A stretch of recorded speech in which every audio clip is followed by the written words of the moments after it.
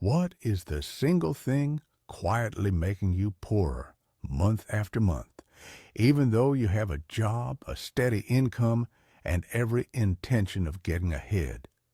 You might point to low wages, student loans, or a stubborn rent increase. Those are real. But the deeper, quieter thief of wealth sits inside 1,000 tiny decisions you make between check-ins, notifications, and just one more clicks. It's not lack of opportunity. It's the habit of buying to keep up, buying to impress, to soothe, to avoid boredom. Buying that sells your freedom. These are lessons inspired by Charlie Munger, not because I'm quoting him, because I'm borrowing the frame he used his whole life. Prefer independence over display, choose options over obligations, and distrust systems designed to extract money from attention. Charlie didn't invent the ideas we'll explore, but he built a lifetime of decisions around them. The point isn't austerity for the sake of it. The point is to regain the option value your purchases quietly trade away. Time, calm, choice. Picture a mall at dusk. No windows, polished floors that make you feel like you're gliding. Lighting that flatters you. Music mixed to keep you moving. Entrances that funnel you past displays. Now slide that scene into your pocket. A glass rectangle that knows what you liked yesterday, recommends what others like you bought, and makes checkout one thumb away. Stores and apps are engineered to move you from looking to buying without giving your reason a fair hearing. If you wonder whether this is by accident, ask yourself who profits when you buy on impulse. Hint: it isn't you. Think of retail and social feeds as a casino stitched into everyday life. Casinos remove clocks and windows. They serve drinks and keep you playing. Apps remove friction, feed you novelty, and punish delay. Both systems trade on a simple biological loop. Cue, craving, response, reward. A notification lights up. Cue. Your chest tightens. What did you miss? Craving. You scroll or click. Response. You feel a small hit of satisfaction or relief. Reward. It's Pavlov with a profit motive. Each small reward is a vote cast against your long-term freedom. This is where the hedonic treadmill does its work. You get a purchase, feel better for a moment, then the new normal resets and you seek the next thing. Your baseline of comfort rises to match the purchases you've made, and with it, the cost of maintaining that lifestyle. Denis Diderot noticed this in the 18th century. He wrote about a man who bought a magnificent robe and found every other item in his house suddenly out of place. One elegant purchase pulled him into a cascade of replacements. That cascade has a modern name, the Diderot effect. Today, it looks like a new phone that suddenly makes your old headphones, your threadbare backpack, and even your dated aesthetic feel wrong. Suddenly, the single purchase spawns dozens more, each one quietly raising your monthly baseline. There are stories people tell about Warren Buffett that illustrate the same logic Charlie emphasized. As the story goes, Buffett drove modest cars for years, lived in the same house he bought long ago, and avoided lifestyle inflation. Those anecdotes aren't hero worship. They're evidence of a coherent choice. Forego the thrill of upgrading today in order to keep options open tomorrow. The lesson isn't to copy someone else's wardrobe. It's to recognize that every notch of lifestyle inflation asks you to trade future freedom for present status. Freedom is the real wealth, not the label sewn into your coat. When you buy to impress, the cost is not limited to money. It reaches into your calendar and your attention. If a purchase requires a subscription, maintenance, insurance, or a different social circle to justify it, you've just contracted future obligations that will take your time and attention. The arithmetic is simple. The psychology is complicated. Small leaks sink big ships. A subscription you forgot you signed up for, a pair of shoes bought on impulse, dinner you could have cooked. Each is minor alone, but together they carve hours and dollars out of your life. Imagine your budget as a dam.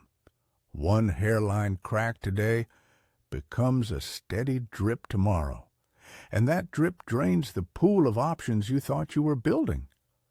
What looks like treating yourself often reads, in hindsight, like paying for future headaches. And because many leaks are invisible, auto renewals, buy now, pay later, interest, you don't notice the slow bleeding until options are already gone. It's tempting to see spending as a purely rational act. You needed those shoes, you enjoyed that vacation. But our brains are not neutral calculators. They're wired to respond to social signals and quick hits of dopamine. Advertising and algorithmic recommendation systems are masters at turning curiosity into purchase. They do it by narrowing your attention and presenting a constant stream of what you should have. They also normalize higher spending by making other people's lifestyles feel like standards rather than carefully curated highlight reels. Let's map the mechanism step by step. First, exposure. What you see and who you follow sets the menu of possible desires. Second, scarcity signaling and social proof, limited stock. Bestseller, images of people who seem happier because of a thing. Third, frictionless payment, one-click buy, stored card details, instant financing. Fourth, psychological payoff, a brief mood improvement that tells your brain to remember the behavior. Rinse, repeat. Once the pattern is established, the economy of attention becomes your enemy. You're not just making a purchase, you're joining a system that nudges you toward more purchases. And because many of us equate consumption with identity and progress, it's hard to call the system out without sounding like we're blaming the person who's trapped by it. This is why the Munger approach is useful. Don't moralize the consumer. Change the environment and the rules you play by. So what does changing the environment look like in practice? Start by recognizing that exposure is the lever with the highest immediate return. If you stop being marketed to, you dramatically reduce the number of battles you fight for your wallet every day.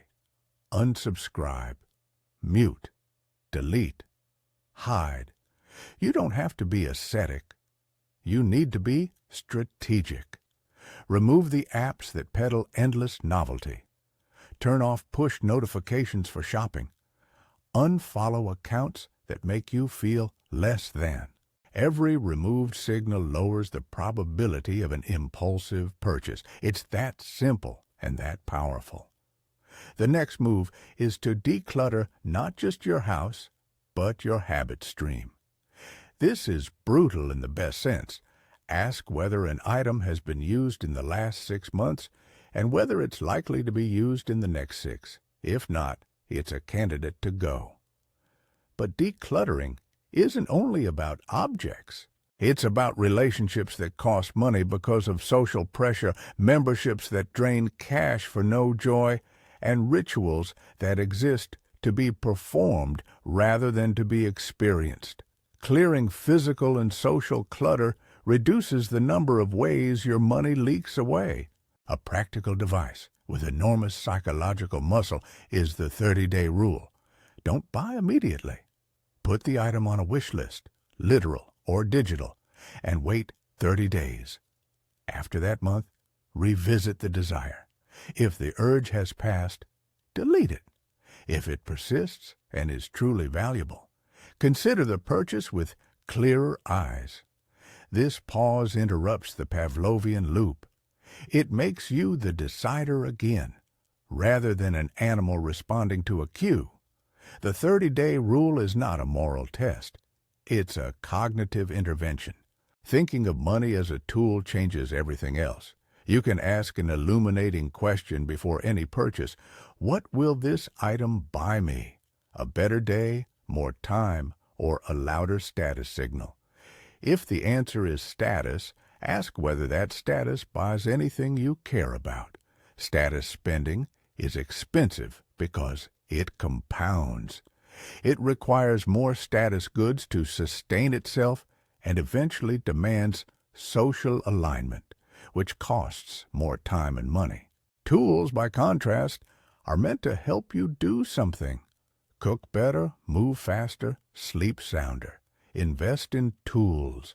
Avoid buying status under the guise of self-improvement. Quality over quantity is another practical rule. A well-made shoe that lasts 5 years costs less per year than a cheap shoe replaced every season. Quality isn't about labels. It's about durability and fit with your life. Choose items that genuinely reduce future friction. A reliable pair of shoes, a sturdy backpack, a mattress that helps you sleep. The math is forgiving. Fewer replacements, lower waste, less decision fatigue. Rethink needs and wants as a spectrum rather than a binary. Categorize purchases into necessary for function, which greatly improve quality of life, and which primarily signal something to others. Over time, let your budget reflect priorities on that spectrum. Allocate for function first, then for genuine improvement, then sparingly for signaling. This alignment of spending with real value is the opposite of the Diderot cascade. Now consider the quiet arithmetic of retirement and freedom. The standard popular rule is multiply your annual spending by 25 to estimate the nest egg that could fund you in perpetuity, and then withdraw about 4% annually. The numbers aren't holy scripture. They're a way to connect spending to time. Less spending means a smaller target to reach. Smaller targets are reachable sooner, or they provide a larger margin for error. Spend less today, and the compounding of savings buys you options in the future. An earlier retirement, the flexibility to change careers, the buffer to weather a job loss without panic. And yet, the most important part of this math is psychological. People who are less attached to possessions often experience a calmer relationship with money. They sleep better after job losses. They have mobility to change locations, take a sabbatical, or start a business. Minimizing consumption is not about poverty. It's about creating a life with more maneuver room. That's what I mean when I say freedom is the real wealth. None of this is theoretical. Let me tell you an anecdote that circulates often in value investor circles, not as pandering, but as illustration. There's a popular story about Warren Buffett and an old car. As the story goes, Buffett once said he could be as happy driving a 1990s car as a brand new one because the former freed him from the demands of constant upgrading. Whether the story is embellished matters less than the principle it points to. The happiness gained from many purchases is small and transient, while the obligations they create endure. That tension is classic Munger thinking. Think about the long-term consequences of small, repeated choices. These ideas remove exposure, declutter, pause, buy quality. Think of money as a tool, are not moral platitudes. They are practical interventions you can test. Start small.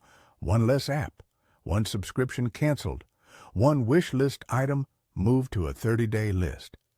These micro actions compound like good investments. They change the default setting of your life from spend unless stopped to spend only with intention. But intention needs muscle. Without a system, one strong impulse can undo a month of careful saving. So convert habits into structures. Automate saving before spending. Set up an automatic transfer that moves a fixed percentage from checking to savings the day your paycheck lands. You don't need a complex portfolio. Start simple. Commit to moving 10% of your income out of the immediate spending account and into a separate space. 10% is not some mystical threshold. It's a practical place to start that builds discipline and protects options. Over time, as your comfort with deferred consumption grows, that percentage can rise. Another structure: treat windfalls and raises like gifts from your future self. Instead of increasing lifestyle in step with income, allocate a chunk of any raise to investments or debt reduction. If you can hold the line on spending as income grows, you'll steadily increase your margin of safety. This is not deprivation. It's the deliberate capture of optionality. These strategies sound reasonable on paper. The hard part is seeing them through, especially when your social world rewards the opposite. That's why it's helpful to consider concrete life comparisons, the sort of parallel lives thought experiments that reveal how small differences compound. Imagine two people with identical salaries who make different choices about consumption and saving. Call one Tom and the other João. Both earn the same net monthly income. Tom spends the extra he has each month on status and upgrades, a newer car every few years, subscriptions, eating out frequently, and a drifting list of must-haves that he never forgets. João spends less, saves consistently, and invests the difference. João's apartment is modest, his phone is a year or two older, and he takes pleasure in experiences rather than things. In year one, the two lives look similar to outside observers. Tom has a nicer car, a larger social image. João has lower monthly expenses and a growing emergency cushion. By year 5, Tom's car payments and subscriptions have inflated his monthly baseline. A job disruption stresses him because he needs to maintain that image. João, meanwhile, has saved several months of expenses and started small investments that, combined with compounding, give him more breathing room. The divergence is not dramatic at first. It's a quiet difference in options. But options are everything when the unexpected happens, when a layoff arrives, when an illness racks up costs, when you want to switch careers. The person with fewer obligations has the psychological bandwidth to act. The person with higher baseline obligations feels trapped and often makes desperate choices. Take the first job offered, sell assets at a loss, or accept smaller pay because leaving would mean bankruptcy. Choices feel constricted. Freedom narrows. At this point, you might be mentally calculating how you'd plug your own leaks. Count the subscriptions that silently charge you each month. Think about the purchases you made not because they improved your life, but because they kept you in style. There's no shame in this inventory. There's only information. Once you know where your money is going, you can decide whether those flows reflect your priorities. If you want a practical tool to help with that inventory, there's a simple 30-day wish list template and declutter checklist available in the description. It's meant to be low friction. Print it or use it on your phone and start moving desires from impulse to plan. Click the link if you want that starter template. No judgment, just a tool. Now imagine the follow-through. You use the 30-day rule. You cancel or suspend subscriptions you rarely use. You remove shopping apps from your phone. You begin to redirect 10% of your income into a separate account. you feel lighter. Not because you've given up pleasures, but because you've bought breathing room. But the story is not all hygiene and rules. There's a social cost of visible minimalism that people rarely prepare for. Friends who once took you out for brunch might assume you become stingy if you decline upgrades or new restaurants. Status goods act as social glue in many circles. Choosing fewer possessions is also a filtering mechanism. It reveals which relationships were dependent on mutual consumption and which were grounded in something deeper. That filtering can be painful in the short term, but clarifying in the long term. And that clarity is itself a kind of freedom. At this turning point, it helps to have a vision for two possible futures. Picture version A. You keep buying to impress. Your baseline creeps upward. The smallest setbacks create crisis, and your choices narrow into a pattern of reacting rather than designing. Now picture version B. You intentionally lower your baseline, automate savings, invest regularly, and gradually expand your options. Version B is not about a life of deprivation. It's about fewer possessions and more time, less urgency, and more options. Which version are you moving toward with your decisions today? To make the vision concrete, let's return to Tom and Joan for a numerical sketch.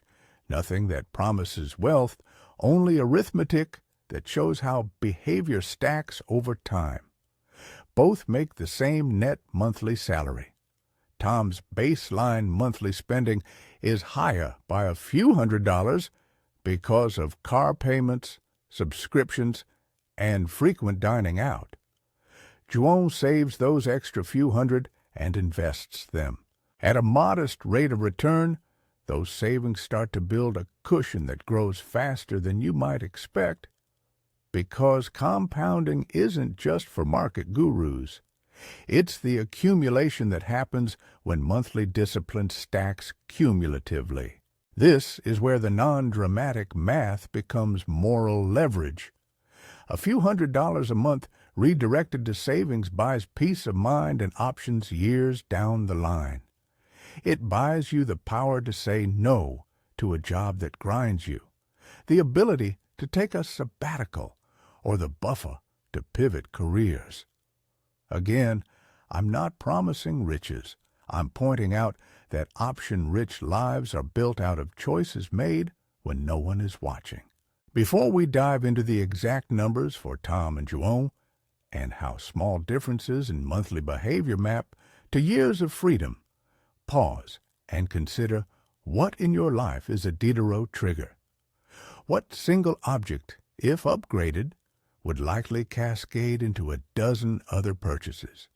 For some, it's a luxury sofa that calls for new curtains, new lighting, and more guests to justify it. For others, it's an expensive hobby that becomes a money pit if unchecked. Identifying those triggers is the first practical act of defense. We're about to walk through a head-to-head comparison of real monthly figures to make the stakes clear, and to show how the strategies you've just heard can be applied in a concrete way. But before we get to those numbers, there's another mechanism I want to unpack because it quietly drives a lot of modern consumption: the illusion of liquidity. Payment plans, buy now, pay later schemes, and credit cards create the feeling that money is abundant because the immediate pain is deferred. The math of interest and the psychology of small instant payments are a trap. Small monthly installments mask the true cost of ownership and normalize higher spending. The merchant gets the sale today, and later you get the bill, when you have less control over the context of that payment. This is not conspiracy, it's design. So when we compare Tom and Joan, we'll include the hidden costs of these financing mechanisms. We'll look at how incremental obligations, car payments, subscriptions, installments add up. We'll see how Juon's restraint gives him optionality, and how Tom's incremental upgrades reduce his resiliency. And that brings us to a practical ritual you can start tonight. Count your possessions in one category: clothes, electronics, shoes. Pick one category and inventory it honestly. How many items did you use in the last 6 months? How many are effectively decorative, kept because of guilt or the memory of a sale? That count is data. It's the starting point for a 30-day purge. You don't need to keep everything or get rid of everything. You need to be deliberate. We will soon go deeper into the numbers that show the cumulative effect of these choices. We will step through the monthly budgets of Tom and Juon, account for the Diderot escalations, and see how a 10% automatic investment changes the trajectory of a life over a decade. We will also examine practical responses to the social friction that arises when you start to choose version B, how to refuse a dinner upgrade without alienating friends, how to say no to a lifestyle that demands more than you're willing to pay. But before the arithmetic, one more human story that brings these ideas into sharper focus. A friend of mine, call her Maria, worked at a startup where the culture was visible spending: laptops, travel, new gear, weekend getaways. She started the job with a modest apartment and a modest phone. Within 2 years, she found herself participating in purchases she didn't love simply to belong. Her baseline spending rose. When the company later faced layoffs, Maria's increased obligations made the transition brutal. She took the first available job offer because she could not afford the runway to search for something better. She told me later that, looking back, those early purchases felt less like choice and more like rent paid to a social mirror. That mirror is everywhere, subtle and insistent.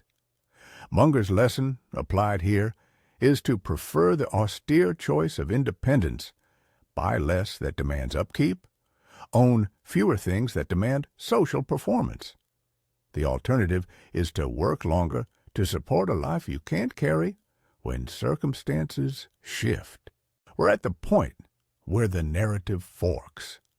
We can either rehearse more examples and tactical checklists, or we can translate these ideas into a handful of behaviors you can implement this week. The remainder of this discussion will do both. Walk through Tom and Juon with practical numbers, then return to a tight, actionable routine you can begin immediately. But first, take those first 3 steps.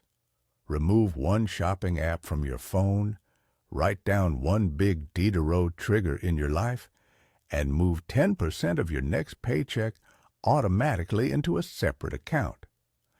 These small steps change trajectories because they change defaults. Now, let's set the stage for Tom and Juon with the concreteness the choices deserve. Imagine both earn the same monthly net income.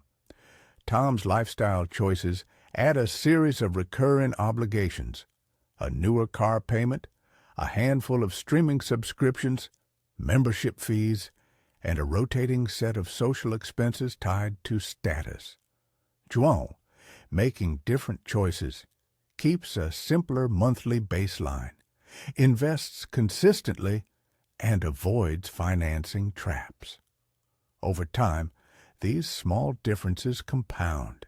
We'll work through the numbers next, and then draw out 6 precise habits you can adopt to force your environment to support saving rather than spending. Those habits are not magic. They're design choices. They change the arena in which your impulses operate, so you don't have to rely solely on willpower.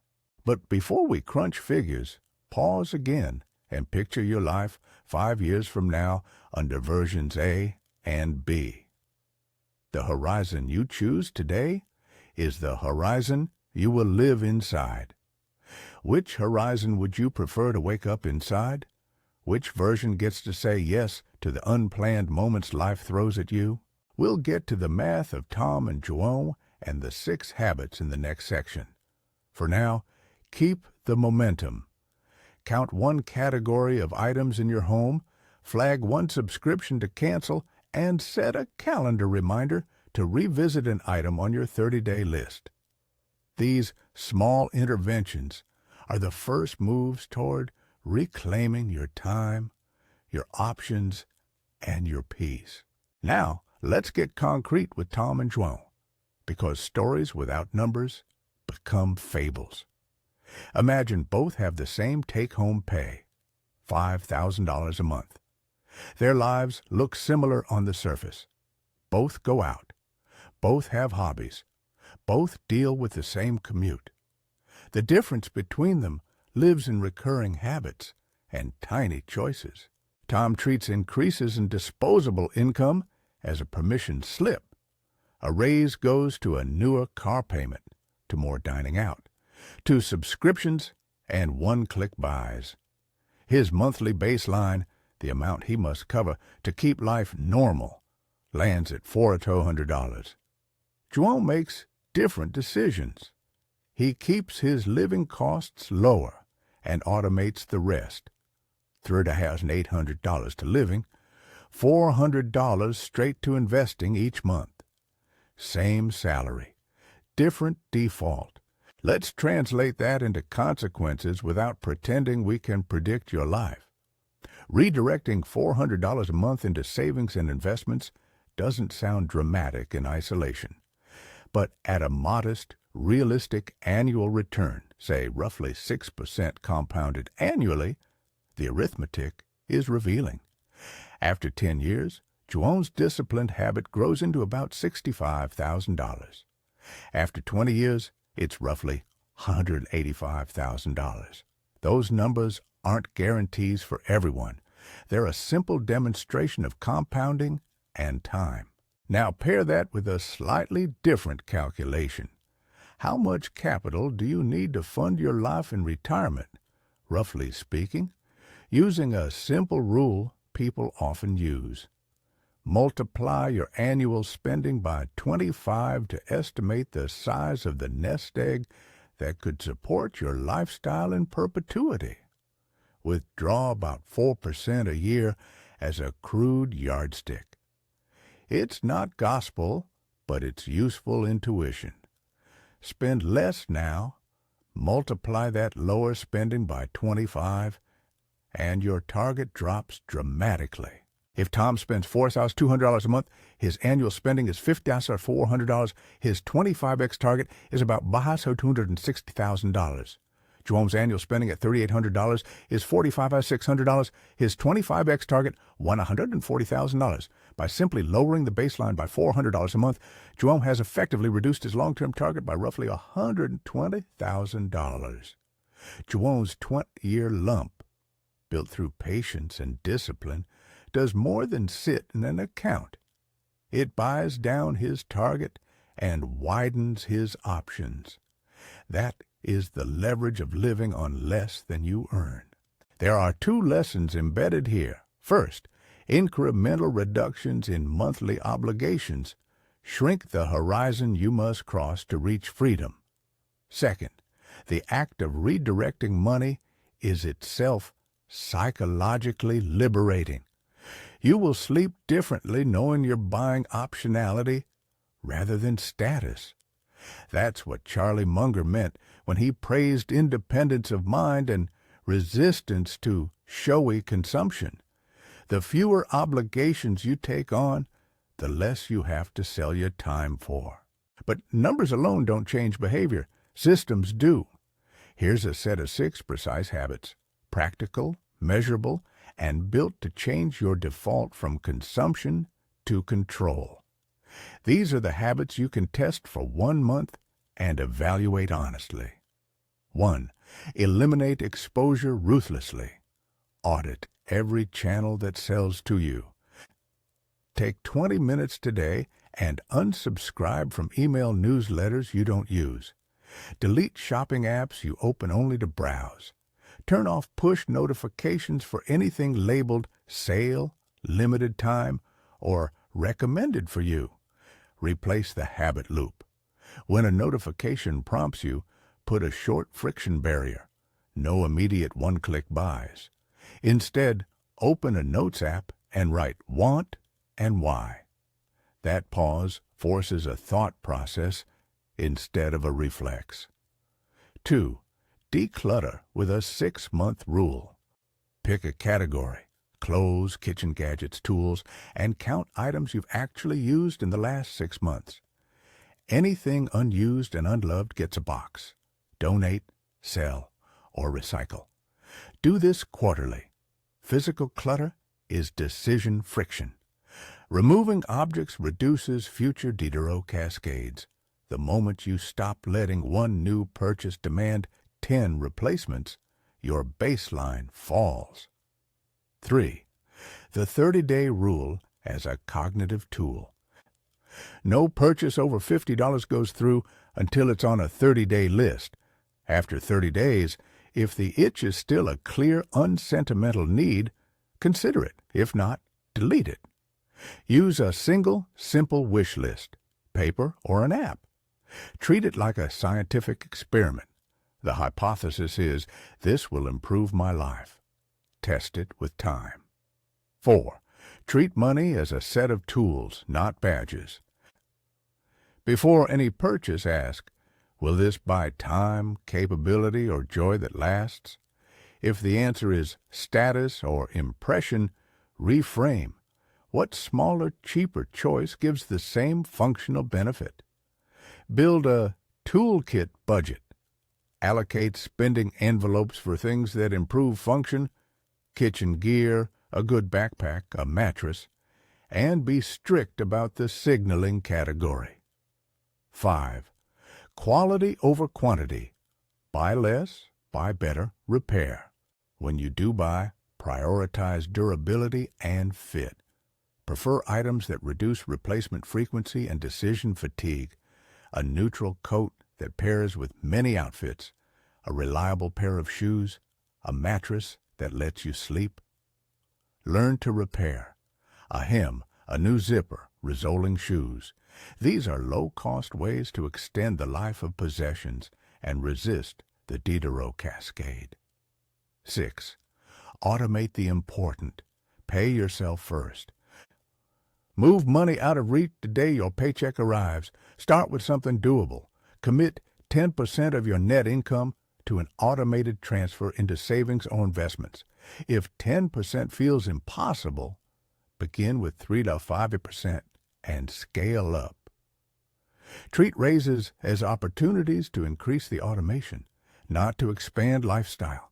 Those 6 habits are not moral tests. They're environmental changes.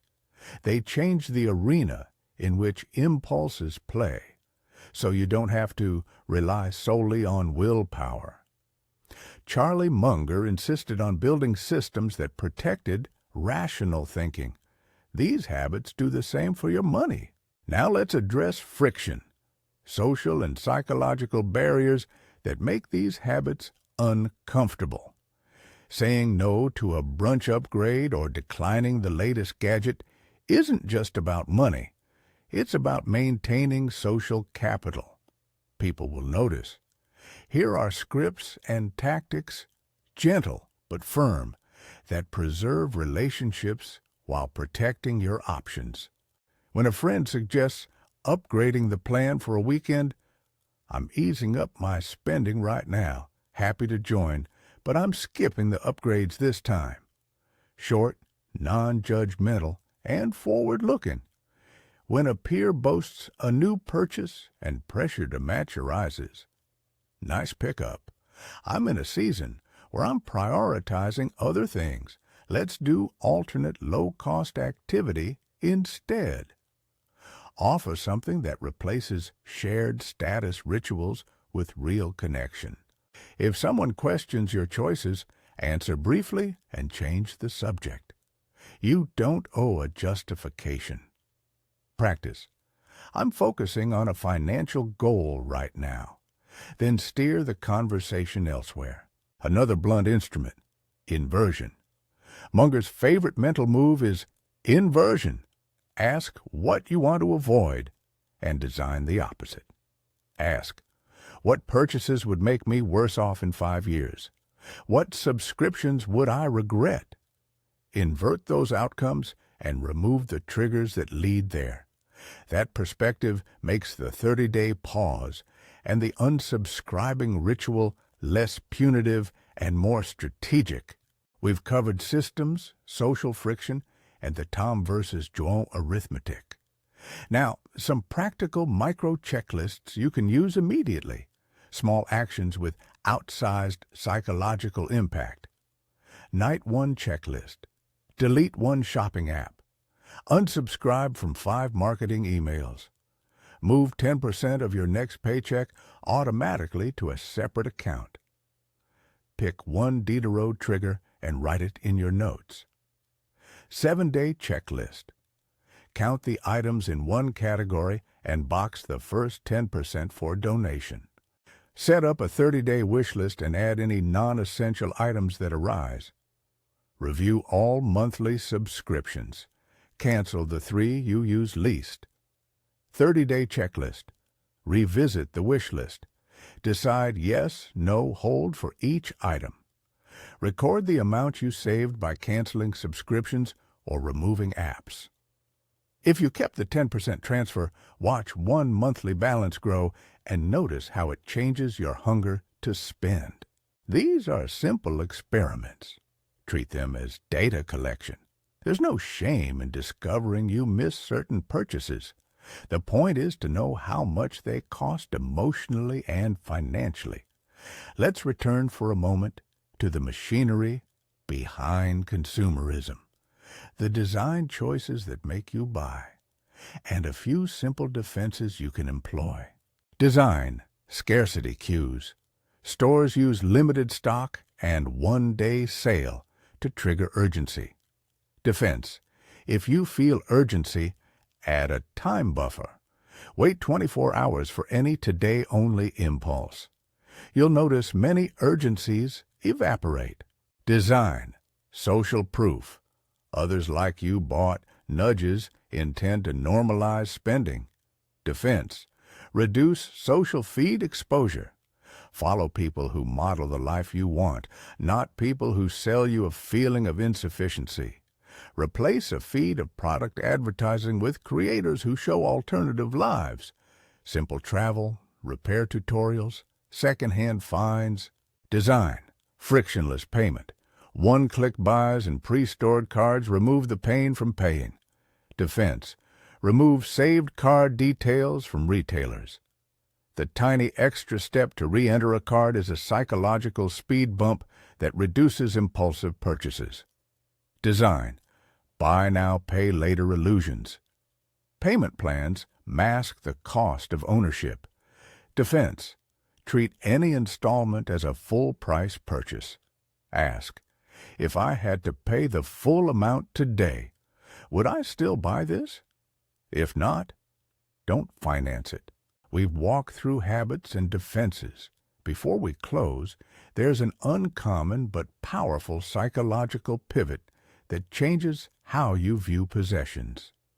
Think of possessions as relationships. Ask, does this item increase my freedom or decrease it?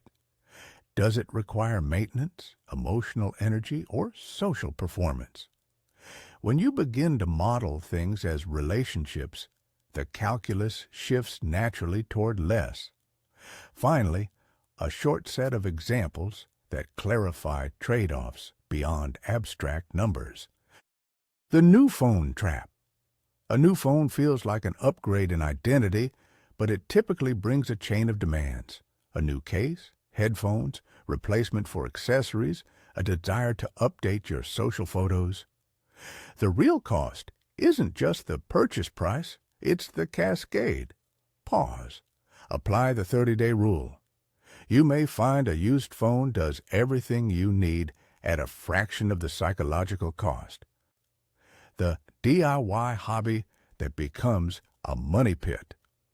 A growing hobby can be a source of joy, but it can also escalate into equipment and travel. Set a hobby budget and review it every quarter. If it's still adding consistent value at a steady cost, keep it.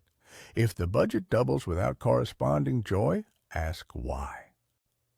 The subscription creep. The model for many companies is to start a low-cost subscription, make it convenient, and then gradually raise the emotional cost of quitting. Every 3 months, audit subscriptions. Actively cancel any that don't deliver proportional value. We arrive, finally, at the moral choice the title promised. Buying makes you poorer when it trades off freedom, time, or options for ephemeral status. Lessons inspired by Charlie Munger. Suspicion toward showy consumption. Building systems that favor independence and the use of inversion to avoid common traps are not calls for ascetic living. They're instructions for designing a life where your choices expand over time rather than contract. Here's a compact challenge to tie everything together. No theatrics, just a test you can begin tonight. At 1, pick one category and count. Itemize honestly. How many items did you use in the last 6 months? Box what you don't need and schedule a donation pickup within 14 days. 2. Put the 30-day rule into practice. Anything you were about to purchase goes onto a wish list. Set a calendar alert for 30 days. 3. Automate a transfer of 10% of your next paycheck to a separate account. If 10% is unrealistic, start with 3 to 5% and plan to increase it by 1% each quarter. 4. Remove 2 shopping apps and unsubscribe from 5 marketing emails. 5. In the comments below or wherever you're watching this, commit to one of these actions and name which one you'll do today. If you want a framework, write, "I'm choosing version B," and list the first micro action you'll take. If you'll allow one last thought, time is the currency you're actually buying or selling with every purchase. A new gadget might buy a momentary thrill.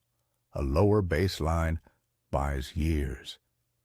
That's the central trade Charlie Munger's life asks you to weigh. Do you want status today at the expense of options tomorrow? Or will you prefer the slower, quieter accumulation of freedom? No lectures, no guilt, just choices and the designs that shape them. If anything in this video landed with you, commit to one small change this week. Life compounds in tiny moves. Start with one less app, one 30-day pause, one automated transfer. Over time, the math and the psychology take over. If you're ready to make a small public commitment, write, "I'm choosing version B" in the comments and name your first action. That public signal matters. It tilts the environment in your favor. And if you want support, share one Diderot trigger you identified. Sometimes naming it defangs it. Lessons inspired by Charlie Munger are not a sermon on deprivation. They're an argument in favor of independence, the kind of life where your days are shaped by choices you make, not obligations you must service. Choose modestly in possessions, generously in time and attention. Choose freedom. If you choose version B, you'll find that being poor in things makes you richer in everything that matters.